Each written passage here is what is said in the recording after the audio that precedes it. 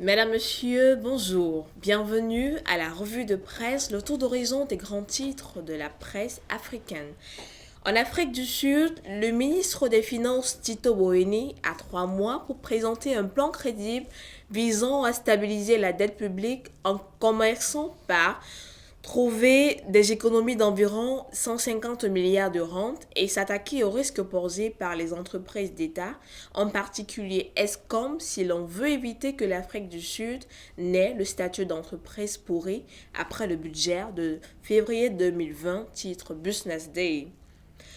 Le journal de l'Angola informe qu'une visite à pied le long de la route de l'esclave à Luanda a été organisée hier par une équipe multisectorielle. Celle-ci a marqué le début de la collecte d'informations pour la création d'un itinéraire touristique de la vieille ville qui arbitre les bâtiments les plus anciens et une partie importante de l'histoire de la capitale angolaise.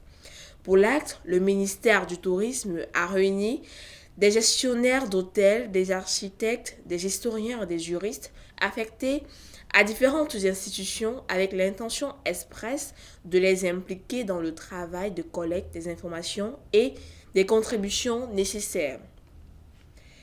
Des conférenciers dans de nombreuses universités à travers le pays font des économies pour devenir professeurs ont révélé les conclusions du Darles Trust.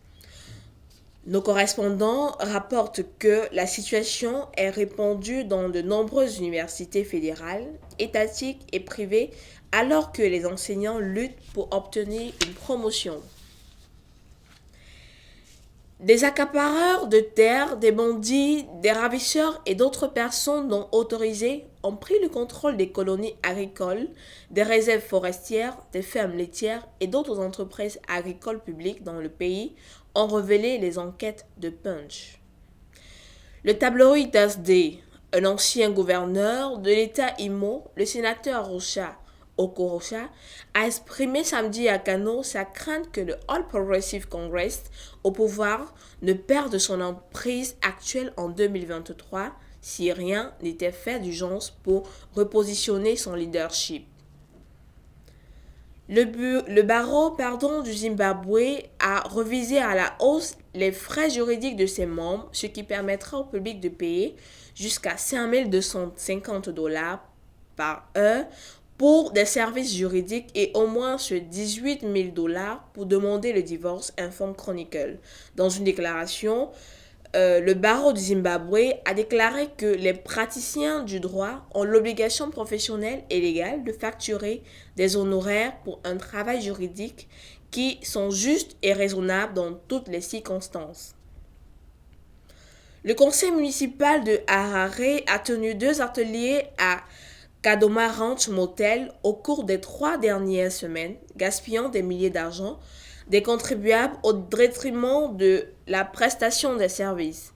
Ces escapades défient l'interdiction faite par le gouvernement d'effectuer des voyages à l'extérieur de la ville, titre de Herald. Toujours dans les colonnes du journal de Herald, l'Afrique s'est réveillée hier, rayonnante de fierté après le triomphe de l'Afrique du Sud en Coupe du monde du rugby, dont le continent espère qu'il apportera l'unité et pansera certaines des blessures infligées par l'horreur des récentes attaques xénophobes. Mise en œuvre du programme social du gouvernement, le président Ouattara reconnaissant à la Banque africaine de développement, titre qui barre la une de Fraternité Matin. Toujours en Côte d'Ivoire, le journal Le Jour rapporte qu'après la mise en place des instances du RHDP, des militants font des propositions sur la coordination des activités. Ainsi, 4 grandes mesures ont été annoncées pour mettre de l'ordre.